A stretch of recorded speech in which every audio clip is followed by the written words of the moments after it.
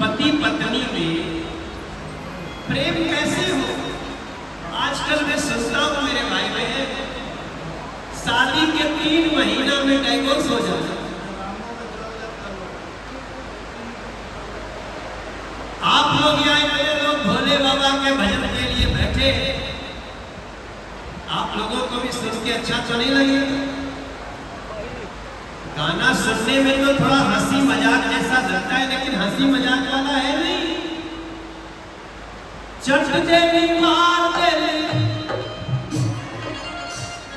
चट देनी मार देनी, खींच के तमाचा की हंसने।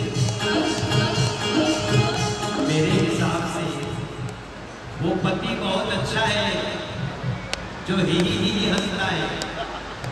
कहीं रावण जैसा हा हा हा हा लगे ना तो फिर घर गई। मेरा इशारा समझिएगा। अगर पत्नी की छोटी मोटी ऊपर नीचे की बात को हंसी मजाक में लोगे तो तुम्हारा घर में कभी तलाक नहीं होगा।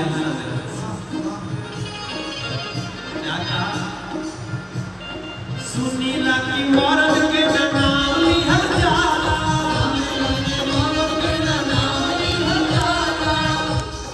उनका बिना नाम लिहले छोटा कहाला,